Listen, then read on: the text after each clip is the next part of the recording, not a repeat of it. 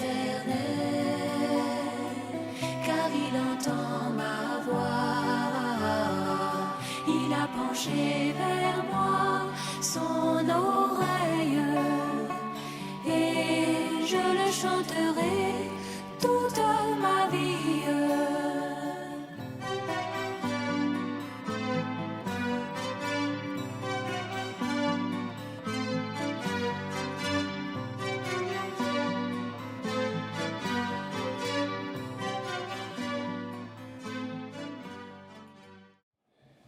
Gloire à Dieu. Est-ce qu'on est heureux? Je pense que nous sommes les hommes sur terre qui ont la vraie raison d'être heureux. Parce que le bonheur conditionné par un succès dans un domaine quelconque est un bonheur, c'est vrai, mais avec petit b. Parce qu'il est aléatoire, il peut disparaître. Voyez. Mais le bonheur de celui qui a été racheté par le sang de l'agneau et qui a été placé dans le corps de Christ, Amen, par le processus divin, il est un bonheur éternel. Parce que celui qui nous a engendrés, lui-même, il est éternel. Donc, nous aussi, en tant que fils de Dieu, nous devenons des petits dieux et nous vivrons toute l'éternité vraiment par la grâce de Dieu. Ça doit donner des raisons de se réjouir. Amen. Que Dieu bénisse chacun de nous. Nous étions depuis hier, par la grâce de Dieu, à Assini Mafia. Ça se passe très bien par la grâce de Dieu. Nous avons été vraiment édifiés. Et après la réunion de ce matin, frère Isaac et moi, nous avons pris le départ pour venir et il a continué pour juste se reposer, le temps d'être là demain avec nous, par la grâce de Dieu. Ils vont faire la dernière réunion à partir de 14h, donc ils sont déjà en pleine réunion. Et vers 15-17h, ils vont finir, si Dieu le permet, pour que les frères, il y a, je crois, 4 cadres qui sont partis d'Abidjan. C'est pour ça que vous voyez que nous ne sommes pas très nombreux ce soir. Si on ajoute ceux qui sont partis, on aurait pu peut-être avoisiner les remplissages. Donc que Dieu soit loué. Le quorum est déjà atteint, frère Didier le disait. Nous sommes déjà plus de 2 ou 3. Et comme c'est Dieu qui fait le plein, si Dieu est là et qu'il y a 2 ou 3, c'est déjà suffisant. Et nous pouvons être sûrs que Dieu est là parce qu'il a promis et sa parole est la vérité. On va se lever pour lire. Et il n'y a jamais des choses nouvelles que nous pouvons vous apprendre, non. C'est les mêmes promesses de Dieu, c'est les mêmes attitudes qui sont enseignées par la parole de Dieu que nous lisons pour voir si nous sommes à jour. Amen. Daniel au chapitre 9. Daniel au chapitre 9.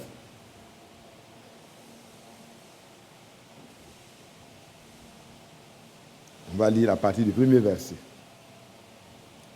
La première année de Darius, fils d'Assuérus, de la race des Mèdes, lequel était devenu roi du royaume de Chaldée, la première année de son règne, moi Daniel, je vis par les livres qui devaient s'écouler 70 ans pour les ruines de Jérusalem, d'après le nombre des années dont l'Éternel avait parlé à Jérémie le prophète.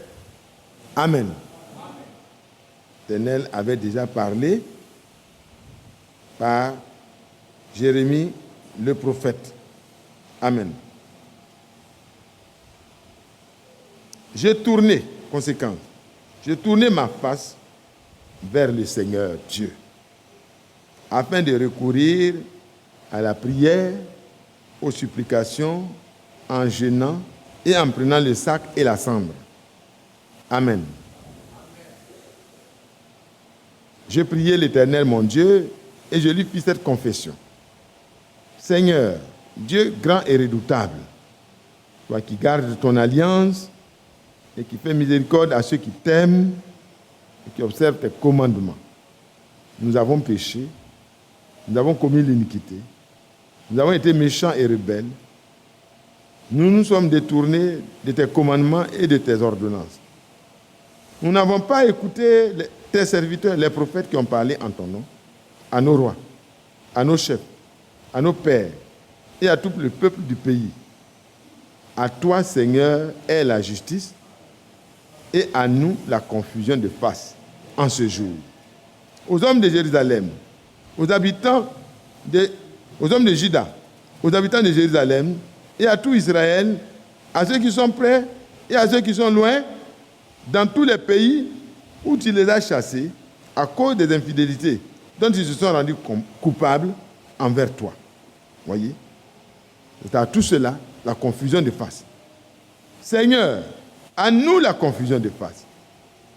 À nos rois, à nos chefs, à nos pères, parce que nous avons péché contre toi. Auprès du Seigneur, notre Dieu, est la miséricorde et le pardon, car nous avons été rebelles envers lui. Nous n'avons pas écouté la voix de l'Éternel, notre Dieu, pour suivre ses lois qu'il avait mises devant nous par ses serviteurs les prophètes.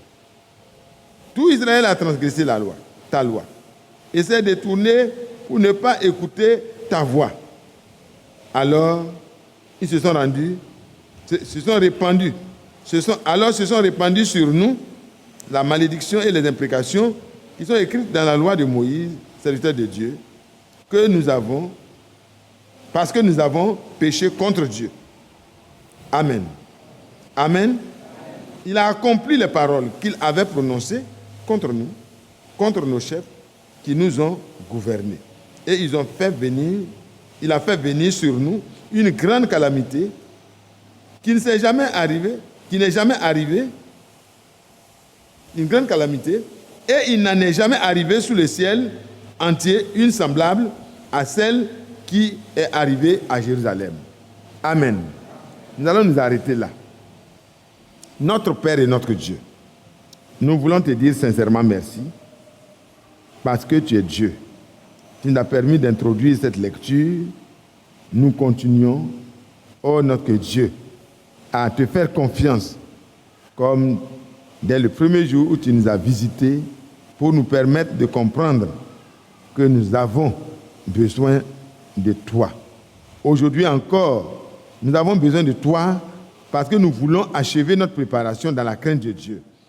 Conduis-nous dans cette lecture que nous avons faite et dans la suite au nom de Seigneur Jésus-Christ. Amen. Asseyons-nous. On pourrait continuer la lecture. Nous voyons que Daniel était en train de plaider. Et au verset 19, il dit, Seigneur, écoute. Seigneur, pardonne. Seigneur, sois attentif. Agis et ne tarde pas, par amour pour toi, ô mon Dieu. Car ton nom est invoqué sur ta ville et sur ton peuple. Amen. Amen. Il plaide, coupable, reconnaissant que ce n'est pas du côté de Dieu que le problème se trouve, c'est du côté de son peuple, de ceux qu'il a fait sortir, qu'il a rachetés, de cette nation puissante qu'il écrasait, qu'il a amené dans la terre de la promesse. Que Dieu nous bénisse. À Dieu soit toute la gloire. Ici, frère, nous étions dans une période prophétique. Dieu avait effectivement parlé par Jérémie le prophète pour décrire ce qui allait dire, ce qui allait arriver. Dieu avait annoncé cela par la bouche de Jérémie. C'est là que le prophète Sédécias trouvait que c'était vraiment une prophétie qui n'était pas patriotique. C'était une prophétie qui n'était pas bien pour la nation. Donc lui, il a eu une autre inspiration. Il a donné des bonnes prophéties qui montraient que, effectivement, les choses allaient très bien se passer après 2 ans seulement. voyez, une grande intervention allait venir et Israël va avoir le dessus. Mais vous savez, Dieu ne se soumet pas à l'inspiration d'un homme, quelle que soit sa grandeur.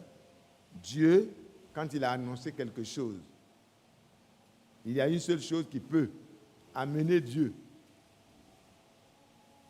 C'est la repentance.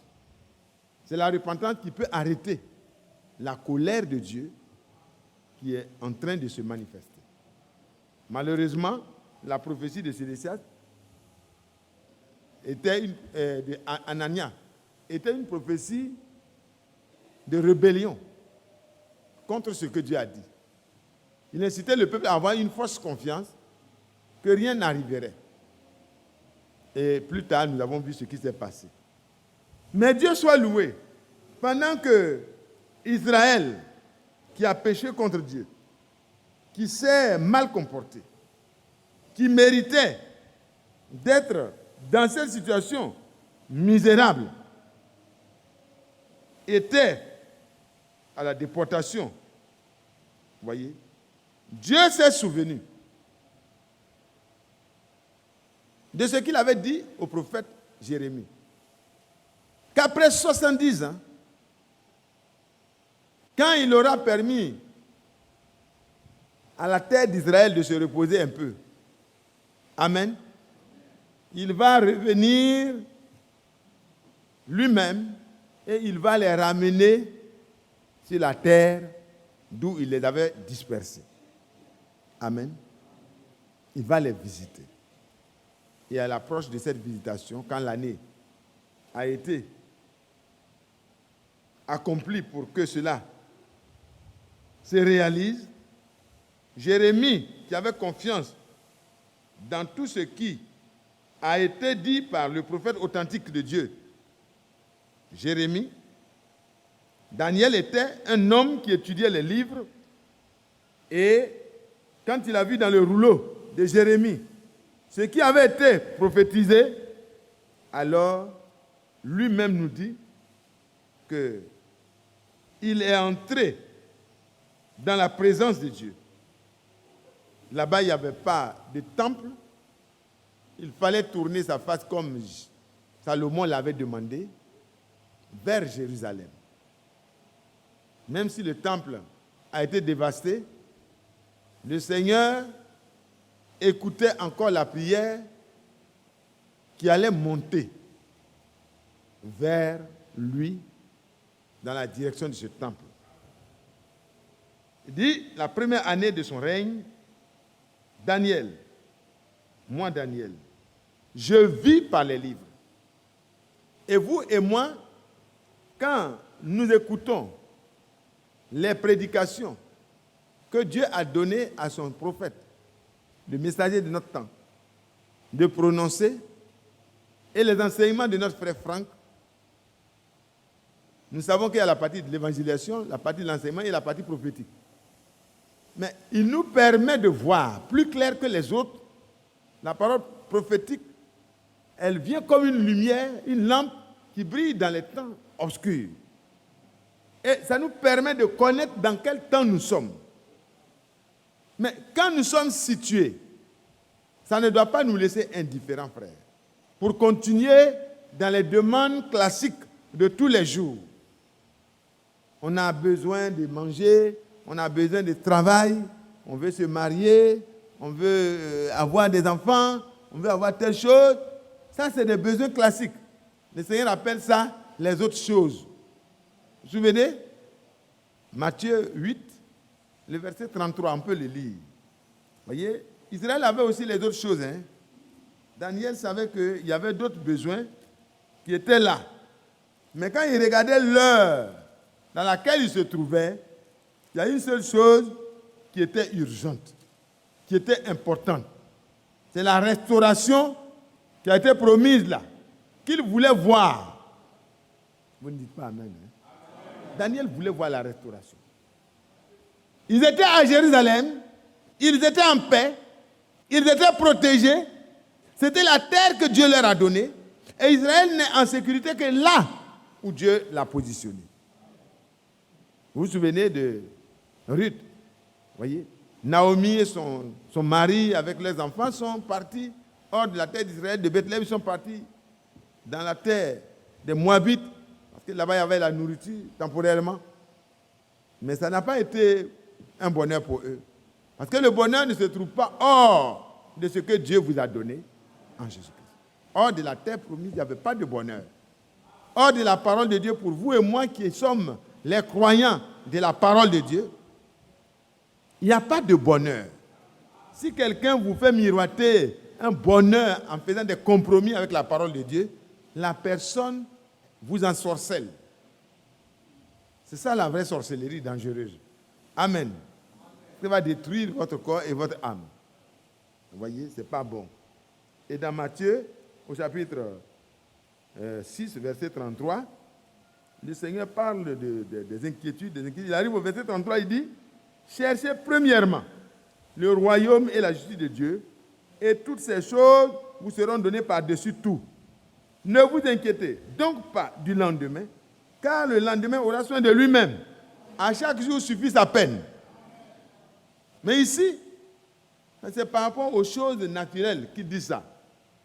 Mais ce qui concerne les promesses de Dieu, quand vous découvrez une promesse de Dieu, parce que Dieu vous éclaire par la parole prophétique, ce qui est promis, vous devez vous mettre dans la position dans laquelle Daniel était, dans la prière, dans l'intercession et dans la confession de ce qui ne va pas.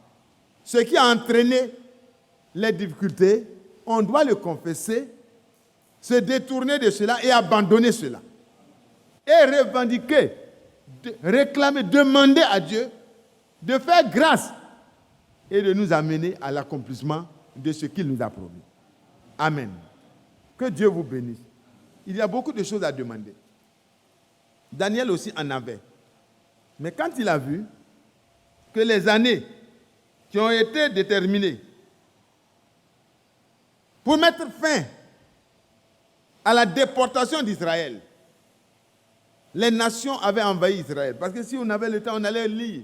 Vous allez voir comment les gens venaient, ils pillaient Israël. Ils ont commencé par Israël lui-même, après c'est Juda, ils ont tout dispersé. Les Daniel étaient en Juda, je crois. Ils ont été déportés par Babylone, sont allés de l'autre côté. La Syrie aussi est venue prendre de l'autre côté. Et ils ont été dispersés parmi les nations. Le peuple sur lequel le nom du Dieu Tout-Puissant est invoqué. Le peuple qui a été manifesté comme le seul peuple dont son Dieu est allé, conformément à la promesse de Genèse 15 qu'il avait faite à Abraham. Dieu est allé par son bras puissant, il a arraché son peuple des mains de cette puissance mondiale d'alors. Il a fait traverser la puissante mer à pied sec.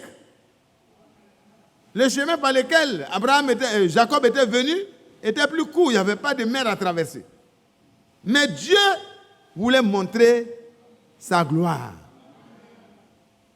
Il voulait utiliser son armée, la mer aussi, pour arrêter l'orgueil de Pharaon. Pour dire que lui n'a pas besoin de tirer une flèche. Toute la nature est soumise au Créateur. Il voulait montrer à Israël aussi que tout est possible à Dieu. Alléluia. En même temps, il voulait éprouver le cœur d'Israël pour que les rebelles et les incroyants, les incrédules, restent pour qu'ils fassent entrer ceux qui croient. Il a fait la séparation et le tri dans le désert, au travers des épreuves. Et Dieu a montré qu'il n'y a aucune résistance possible. Le Jourdain s'est arrêté pour laisser passer Dieu et son peuple. Et les murs fortifiés et les géants n'ont pas pu arrêter la conquête de la terre promise parce que Dieu avait parlé et il est capable de confirmer ce qu'il a parlé. Mais d'où vient-il qu'une nation comme Babylone, la Syrie, pas la Syrie seulement, la Syrie, ces nations sont venues, ils ont brouté tout, renversé le temple, ramassé les ustensiles sacrés Un païen n'avait même pas le droit d'entrer là-bas. Dieu allait le foudroyer comme il a fait pour Uza. Mais comme Israël a abandonné Dieu, s'est détourné de la parole de Dieu, et il disait, voici le temple de Dieu, le temple de l'Éternel, le temple de l'Éternel. Dieu a dit à Jérémie, mais dis à mon peuple de ne pas s'arrêter en se trompant par de faux raisonnements et en se disant, voici c'est ici le temple de l'Éternel, donc rien ne peut nous arriver. Non. Le temple de l'Éternel, c'est toi et moi aujourd'hui.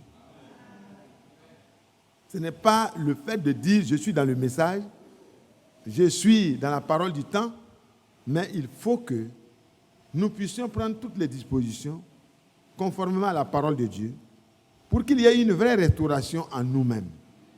Sinon, nous allons être vraiment dans l'étonnement. Et alors, ils sont venus, ils ont pillé, ils sont partis.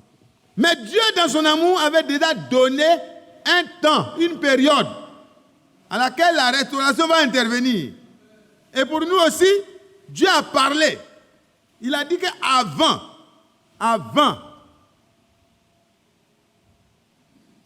le jour grand et redoutable, il nous enverrait Élie le prophète. Pour que par la parole de Dieu, il nous ramène à l'enseignement de nos pères et aux expériences de nos pères, les apôtres. Parce que nous sommes fondés sur l'enseignement des apôtres et des prophètes. Jésus-Christ étant lui-même la pierre angulaire. Il a promis ça. Est-ce que Dieu n'a pas accompli ça? Qui croit que Dieu a envoyé son prophète? Qui croit que le prophète a fait le travail qu'il devait faire en nous ramenant à la parole et en rétablissant la parole comme elle était au temps des apôtres? La lumière est venue et nous avons compris que Dieu n'est pas trois personnes, Dieu n'est pas... Nous avons compris beaucoup de choses. Je ne reviens pas sur ces détails parce que nous sommes déjà éclairés par le message de la fin des temps. Dieu a voulu aussi dans son économie, comme il savait ce qui allait se passer, le frère rendait un témoin, ça faisait pleurer. Voyez, Sotman, le frère Sotman, le frère Didier parlait, il est allé. On l'a amené vers lui pour qu'il puisse aller saluer l'ami personnel de frère Branham qui voyageait et qui était là le jour où Dieu parlait au frère Franck, par la bouche du frère Branham. C'est cet homme et puis Vancouver qui était là quand Dieu répétait mot par la bouche de son prophète ce qu'il avait dit au frère Franck en Allemagne là-bas dans sa chambre. Au sujet de la prédication de la parole que le Seigneur devait apporter et surtout la parole qui devait être emmagasinée et distribuée. Mais il fallait attendre que toute la nourriture soit réunie. Et c'est quand le prophète est mort que Dieu a donné l'ordre de commencer l'autre partie du travail qui était la distribution. Mais la prédication ne s'était pas arrêtée. Il avait déjà commencé à prêcher. Amen. Frères et sœurs, Dieu a pourvu à tout cela pour nous dire que c'est le temps pour lui qu'il a décidé de restaurer son peuple. Est-ce que vous suivez bien ce que je vais dire? Au temps d'Israël, le temps pour ramener Israël dans la terre promise, pour amener son peuple dans la terre promise, était fixé à 70 ans. C'était bien précis. Mais pour nous, par l'envoi du prophète de notre temps, Dieu a dit que de même que Jean-Baptiste a été envoyé comme précurseur, quand Jean-Baptiste était là, on devait savoir que le temps de la venue du Messie n'était pas loin. On devait le comprendre. Alléluia. Et c'est lui qui a pointé du doigt, voici l'agneau de Dieu que vous cherchez. C'est lui qui ôte le péché du monde. Et Jean-Baptiste a fini son travail, Dieu l'a ramené. Et dans notre temps, Dieu dit, c'est le message qui t'a été confié qui va se charger, qui aura la responsabilité de préparer le peuple de Dieu, l'épouse du Seigneur, pour la seconde venue. C'est pourquoi il a établi l'économe fidèle, pour que cette parole puisse être prêchée dans sa lucidité, dans dans sa pureté, dans sa transparence, jusqu'aux extrémités de la terre. Ce n'est pas le tonnérisme qui doit être prêché, ni la grâce infinie, mais c'est le message qui a été transmis au frère Branham, qui doit être gardé tel que, et sans interprétation, pour que les enfants de Dieu, les élus de Dieu, quel que soit l'endroit où ils habitent, même si c'est dans un campement, ça doit leur parvenir. C'est pourquoi l'homme de Dieu, il a voyagé dans presque, je crois, près de 180 pays. Et de ces pays-là, là où il n'a pas pu aller, il y a des relais. Alléluia. Il y a des ministères parce qu'il a été établi sur les autres esclaves, les domestiques, ceux qui ont été vaincus par le Seigneur et Dieu les a pris, il a fait des cadeaux, des dons aux hommes. Alléluia. Ils n'ont plus leur propre semence. Ils sont devenus des eunuques. Alléluia. Ils ne viennent pas pour enseigner, pour attirer les hommes à eux. Au contraire, ils amènent le peuple de Dieu vers l'époux. Et tout cela font le travail avec le serviteur fidèle et prudent, dans une fidélité et une prudence aussi. Alléluia. Parce que c'est le même esprit, le même Saint-Esprit. Et quel est le but? Quel est l'objectif, frère? C'est que vous et moi, par la parole restaurée, nous soyons nous-mêmes restaurés pour que nous puissions voir la venue du Seigneur.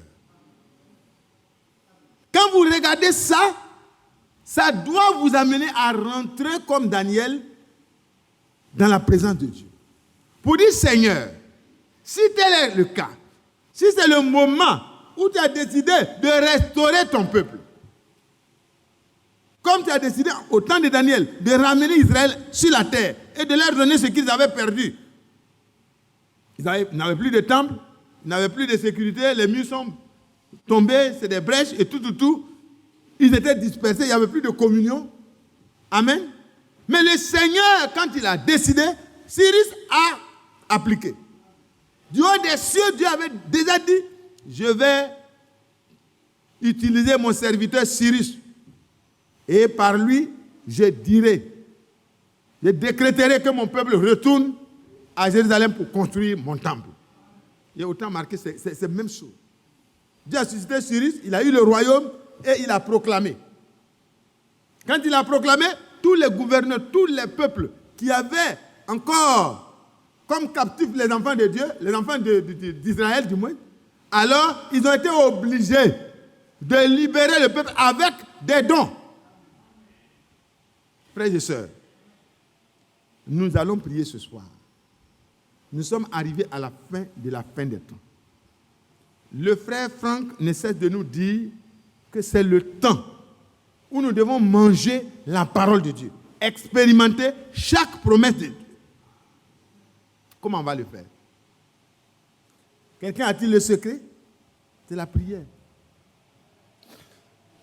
Vous et moi, nous devons entrer ce soir dans la prière pour dire à Dieu, voilà, nous regardons dans les lettres circulaires, nous regardons dans les brochures, les lectures que nous faisons. Parce que le frère Franck insiste pour que nous lisions les prédications, que nous écoutions. Si nous ne savons pas encore lire, on peut écouter. Et qu'on puisse faire tout cela en ayant la Bible en main. Pour vérifier toutes choses. Vous voyez, je parlais de Soutman.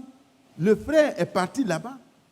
Et Soutman était en train de parler des événements qui se sont passés quand les cimes des arbres étaient coupées, quand les montagnes, les rochers tombaient, pendant que l'ange était là pour parler au frère Branham de retourner à Jeffersonville et de prêcher sur les sceaux.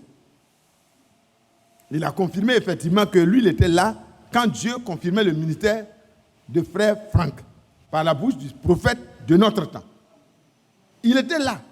Donc le frère voulait entendre un témoin qui est encore vivant. Et quand il a écouté, il dit, mais frère, mais pourquoi tu ne voyages pas à travers le monde avec la confusion qui est en train de se faire, tout le monde devient distributeur de la parole.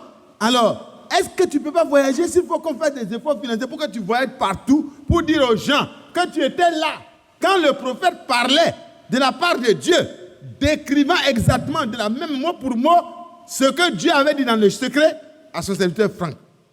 Est-ce que tu ne peux pas le faire? Il dit non. Il ne pourra pas le faire parce qu'il a dit au frère Franck que s'il veut le faire, il faut que le frère accepte de croire les choses que lui il croit par rapport au prophète. Qu'est-ce qu'il croit? Il croit que le prophète Branham est Dieu et Joseph est le fils de Dieu. Voilà, résumé.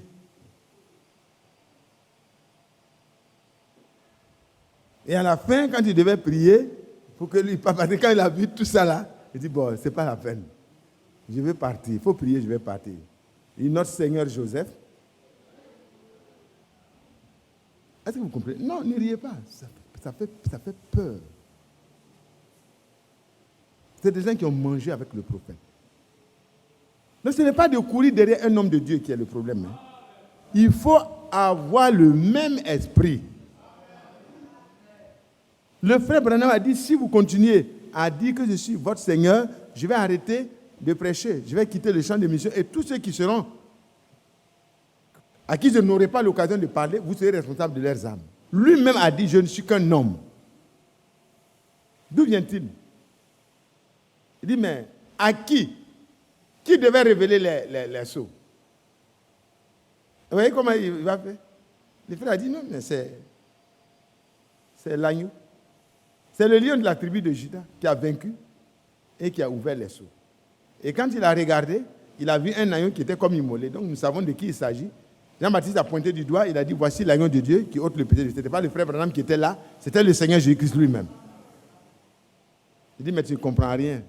C'est parce que tu ne comprends rien.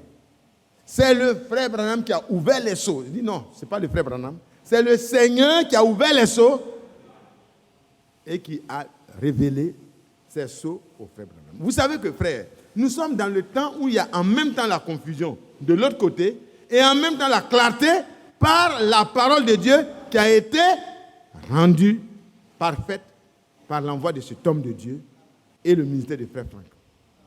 Qu'est-ce qu'il faut faire maintenant? C'est le temps où il faut intercéder. Nous devons nous mettre à genoux. Ici comme à la maison. Pour dire, Seigneur, comme Daniel, la confusion n'est pas venue du fait de Dieu. La confusion est venue par nous les hommes. Et beaucoup de personnes sont entraînées dans cette confusion. Mais ce soir, j'aimerais interpeller chacun de nous pour qu'on se mette à vérifier nous-mêmes ce qui ne va pas en nous et à intercéder pour la restauration totale de ce que Dieu veut faire dans notre temps.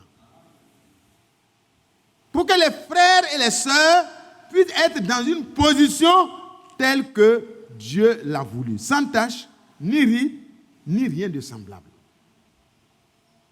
Ce n'est que la parole de Dieu qui peut accomplir ces choses-là. Quand nous la croyons, elle transforme l'intérieur et l'extérieur. Nous allons lire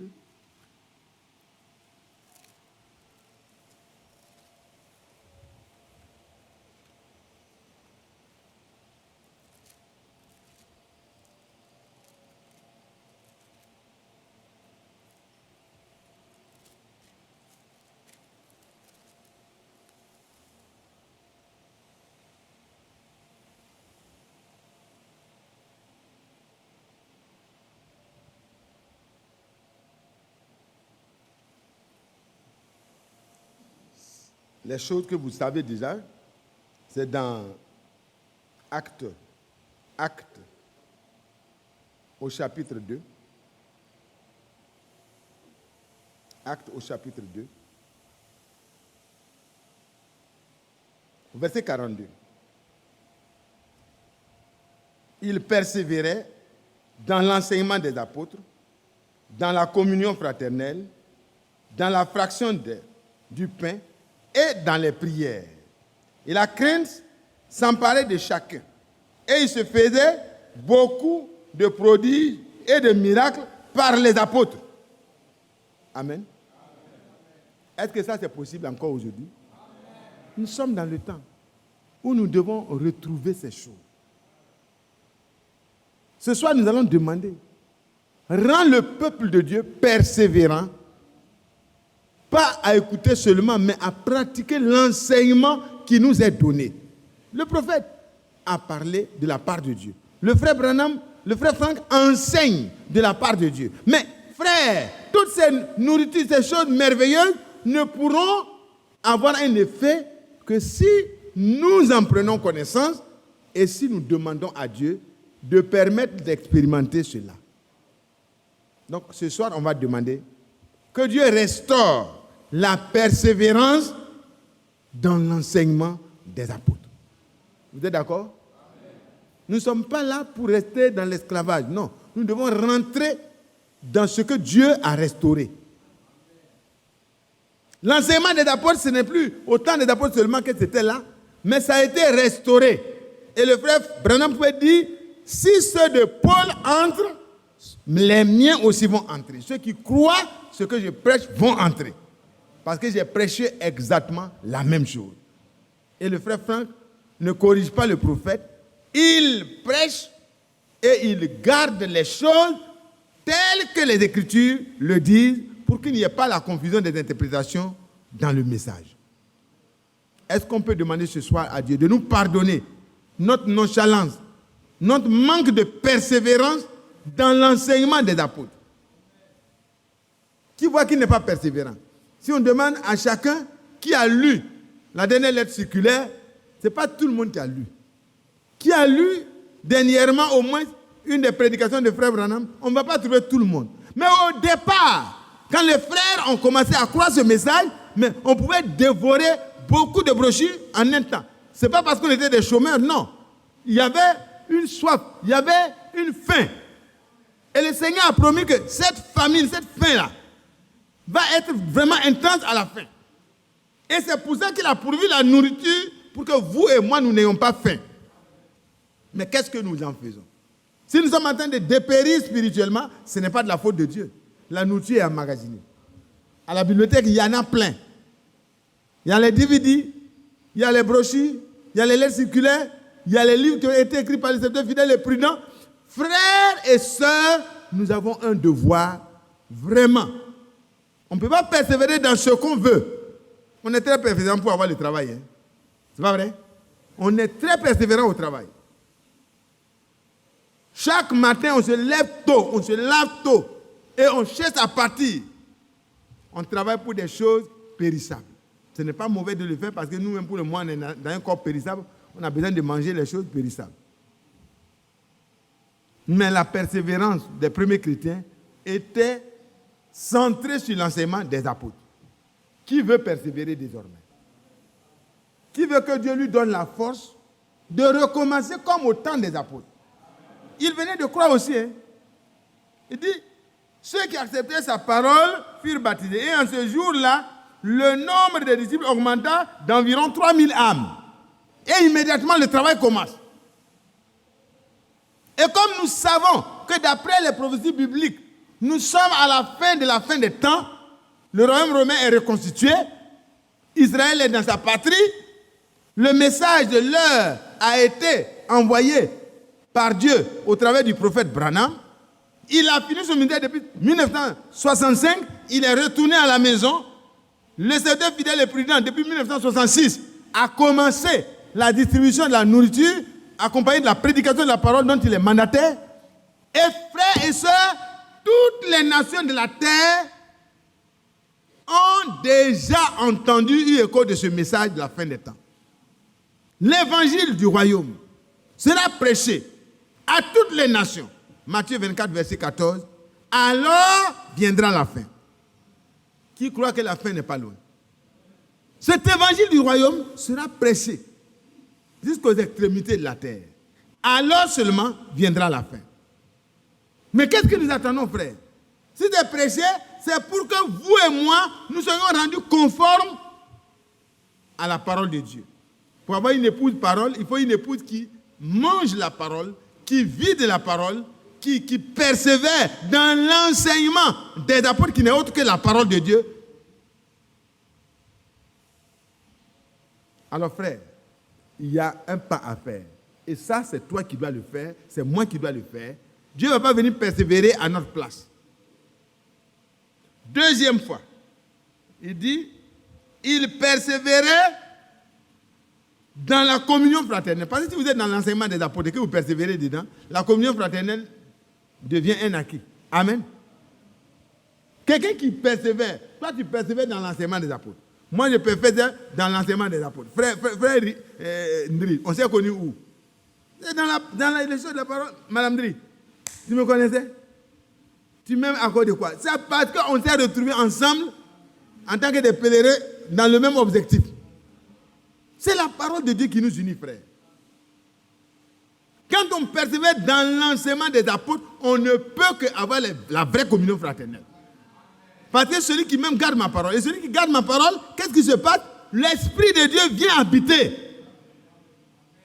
Et quand l'Esprit de Dieu habite, on n'a plus besoin d'exhorter les gens à l'unité, à attendre. Non. Le Seigneur vous met dans un seul corps, par un seul baptême du Saint-Esprit, pour former un seul corps. Et quand vous ne pouvez pas dire au doigt, si ce doigt est blessé, il faut sentir ça. Il le sentira. La tête même sentira. C'est pourquoi quand on persécutait les chrétiens, le Seigneur, il l'a arrêté sur le détail. Il dit, mais pourquoi tu me persécutes? Parce que quand tu touches à un membre du corps, ça remonte jusqu'à la tête. Il est la tête de l'Église. Il est le chef de son Église. Et frères et sœurs, c'est le moment où, retournant à l'enseignement des apôtres, pour expérimenter chaque enseignement, comme le frère Franck aime le dire, nous allons être conduits par l'Esprit de Dieu à une véritable unité, à une véritable communion qui n'est pas fabriquée, qui n'est pas faite par l'émotion, qui n'est pas faite par les intérêts. Mais elle vient du fait que dans notre nature, nous nous ressemblons. Et ce qui se ressemble, ça s'assemble facilement, il y a la communion. Vous n'allez pas demander à une poule d'aller communier avec un canard dans l'eau. Il va se mouiller et ça ne va pas lui faire du bien. Mais les canards rentrent dans l'eau tranquillement ensemble. Frères et sœurs, la communion fraternelle doit être restaurée. Dans la restitution de l'arbre de l'épouse, l'homme de Dieu a parlé de ça. Le diable a rongé tout. Il a mangé même la communion fraternelle. Ici, il persévérait dans cela. Il persévérait dans la fraction du pain. Il rappelait constamment la mort du Seigneur qui les a sauvés de l'esclavage de Satan. Il rappelait ça, parce que la Sainte Seine, ce n'est pas une institution banale, non. C'est pour rappeler la mort du Seigneur. C'est pour dire, il est mort à cause de moi. Mes péchés ont amené la mort du Fils de Dieu pour mon rachat. Et on adore le Seigneur. On le loue pour ce rachat. On l'exalte pour ce rachat. Parce que quand Jean était dans l'île de Patmos et qu'il voyait le livre, il n'y avait personne pour le prendre et en rompre les seaux, il a compris que nous sommes perdus, c'est fini. Mais quand il pleurait, il lui a été dit, il y a un qui a vaincu. Le lion de la tribu de Juda. Et quand il regarde, il voit un homme qui était comme immolé. Pourquoi? Parce qu'il fallait que le sang du juste, sous forme de l'agneau de Dieu, soit versé pour que toi et moi, nous soyons rachetés. On rappelle ça dans la Sainte Seine. Et un enfant de Dieu ne doit pas se priver de cela. Les 3000 là, ils persévéraient tous dans la fraction du pain. Et ça, je rappelle ça à tous ceux qui ont des raisons. Non, j'ai eu des problèmes avec quelqu'un, donc je ne peux pas prendre la Sainte Seine. Mais si tu as eu des problèmes avec quelqu'un, tu ne dois pas laisser dormir le problème. Tu dois le régler. Tu ne sais pas quel jour le Seigneur viendra. L'enseignement des apôtres te dit que tu ne dois pas garder des rancœurs avec ton frère. Réglez ça rapidement. De toute façon, si on dit pain ce soir, Sainte Seine, vous devez dire, je suis déjà prêt. Frère, j'attendais ça depuis même. Ce n'est pas le moment d'aller faire comme dans d'autres églises. On met des hommes de Dieu un peu partout et tu dois aller parler dans leurs oreilles pour leur dire les péchés que tu as commis. Et puis quand on finit maintenant, bon, il va t'absoudre ton péché. Et puis, les gens aiment ça. Hein? Quand c'est comme ça, c'est vraiment une piété apparente. Non, vous n'avez pas besoin de ça, frère. Chaque jour, le chrétien doit mettre de l'ordre au jour le jour. Et il ne doit pas retourner dans le désordre. Quand tu mets de l'ordre dans ta vie, quand tu balayes ta maison, tu ne vas pas ramener les saletés dans la maison. Et à un moment donné, le chrétien doit être sans désordre. À un moment donné, le chrétien doit être prêt. À un moment donné, il doit être sans tache, ni ride, ni rien de semblable. Amen.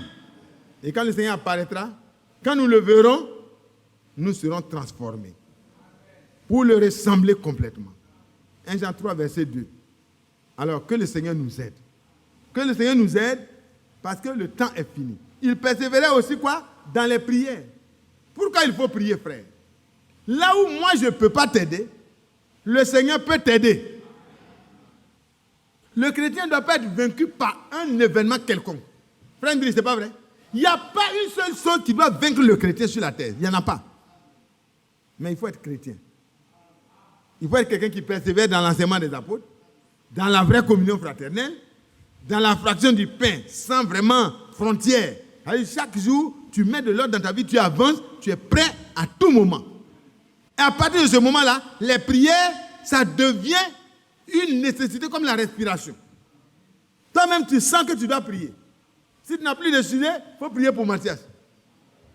Amen. Parce que je veux faire la volonté de Dieu, je veux vivre pour Dieu, je veux même que moi-même là, je disparaisse comme ça. Que Dieu, lui seul, soit vu dans ma vie. Parce que moi, si les gens me voient, m'écoutent, ils n'ont rien à gagner. Mais si le Seigneur peut être en moi, je peux être un instrument pour aider 1, 2, 3. Si Dieu peut aider quelqu'un par toi, ça vaut mieux que toutes les aides que tu peux apporter sur le plan matériel, quoi, c'est zéro. Oh, que Dieu soit loué. Que Dieu soit loué. Philippe était dans un grand réveil à Samarie. Dieu l'a fait partir sur le chemin du désert parce que c'était un instrument entre ses mains. Il l'a envoyé sur le chemin de Gaza, dans le désert. L'homme était parti adorer, il était seul. Et à cause de lui seul, Dieu a déplacé son serviteur pour aller là-bas. Et quand il rentrait, il lisait sans comprendre le livre d'Ésaïe 53. Et Philippe s'approche, il dit, monsieur, bonjour, monsieur le ministre. Il dit, oui, c'était un grand cortège. Donc, il dit, mais est-ce que vous comprenez ce que vous lisez? Il dit, mais comment je vais comprendre s'il n'y a personne pour m'expliquer? Oh, gloire à Dieu. Quand on est humble, Dieu peut nous aider. Quand on connaît tout, sans rien connaître, on se fait du mal. Et il a demandé instamment à Philippe, il a arrêté tout ça, il dit, l'homme de Dieu, viens monter. Il me semble que tu connais mieux que moi. Alléluia. Et quand Philippe est monté, sur la base de ce qu'il était en train de lire, comme une brebis qu'on mène à la boucherie, etc., il a dit, mais de qui le prophète parle ici? De lui-même ou bien d'un autre? Alléluia. C'était là où il fallait. Et Philippe a commencé. Il a parlé de Jésus-Christ crucifié pour que nos péchés soient pardonnés, pour qu'on soit ramenés. Là où on peut observer l'enseignement des apôtres, alléluia, là où on peut retrouver la communion fraternelle, là où on peut avoir vraiment accès à la fraction du pain et aux prières. Il fallait revenir par la repentance, par le baptême au nom du Seigneur Jésus-Christ, par le baptême du Saint-Esprit, pour être réunis dans le corps de Christ. Et alors, même si tu t'en vas seul, tu es déjà l'église. Amen. Et l'homme a écouté, et quand il a compris que le moyen que Dieu a trouvé pour nous racheter, c'est Jésus-Christ qui a pris notre place à la croix, et il est mort pour nous, il est ressuscité. Il a entendu tout l'évangile lui être prêché en quelque temps. Et dans son cœur, il dit, mais je ne sais pas à quel moment je pourrais avoir encore l'occasion de rencontrer un homme de Dieu pour que je sois baptisé comme cela est dit. Son désir était de faire tout ce que Dieu a dit. Et quand il s'avançait, je ne sais pas si c'est Dieu qui a suscité l'eau ou l'eau existait, mais il a dit, voici de l'eau. Ce n'est pas un mirage, c'est de l'eau. Il dit, qu'est-ce qui empêche que je sois baptisé? Philippe lui dit, non, si tu crois. Cela est possible. Et il dit, les deux sont descendus dans l'eau et Philippe baptisa l'eunuque, certainement, au nom du Seigneur Jésus-Christ, parce qu'à Samarie, il l'a fait comme ça. Alors, l'eunuque est sorti avec Philippe et l'Esprit de Dieu a pris son serviteur pour partir. Le réveil a commencé dans la vie de cet homme pour entrer en Éthiopie. Il est rentré tout seul, mais il n'était pas seul. Frères et sœurs, mes bien-aimés, c'est le temps où nous devons retourner réellement à l'enseignement des apôtres. Et si nous sommes retournés théoriquement, parce que cela nous est lu à chaque fois, nous devons y retourner de manière expérimentale. C'est-à-dire que chacun de nous doit sentir, doit voir que sa vie a été changée comme la vie des apôtres a été changée. Comme la vie des premiers disciples a été changée. On ne doit plus te pousser comme une brouette, mais on doit voir que toi-même en toi se trouve celui qui veut que tu fasses telle chose, il te donne des instructions. L'onction qui est en toi doit pouvoir t'enseigner toutes choses. Donc ce soir, je vais m'arrêter là pour que nous puissions nous mettre dans la position qui nous plaît, qui nous sied, pour intercéder. Le temps est fini. Nos parents sont dans l'esclavage. Beaucoup de personnes autour de nous souffrent encore. Quand Daniel voyait que ses parents sont là, beaucoup ne se sont même pas rendus compte que le temps ordonné par le prophète Jérémie était déjà arrivé. Mais Daniel, par la lecture des choses qui étaient prophétisées, s'est rendu compte. Et quand il s'est rendu compte, il s'est mis à prier. Vous et moi, mettons-nous à prier. Ça va nous permettre nous-mêmes d'être éclairés au fur et à mesure par la parole prophétique. Ça va nous permettre d'expérimenter ce que nous savons. Daniel savait qu'il devait retourner, mais l'expérience du retour devait être faite. Amen. Ce n'est pas en étant à Babylone comme premier ministre ou comme un grand quelqu'un, mais c'est de retourner effectivement à Jérusalem. Nous allons nous mettre donc dans la position qui nous plaît. Le temps est fini. Les événements nous montrent que bientôt le Seigneur va venir. Notre douceur doit être connue de tous les hommes. L'amour fraternel doit être ardent désormais. Et quand nous voyons que toutes ces choses ne sont pas, ça doit nous pousser à la prière. Nous devons sentir notre misère comme Daniel le ressentait. Nous devons sentir la misère du peuple comme Daniel le ressentait. Nous devons reconnaître notre culpabilité, notre part de responsabilité comme Daniel le ressentait. Il n'accusait personne. Il se mettait lui-même. Que Dieu nous bénisse. Prions ensemble pendant un moment.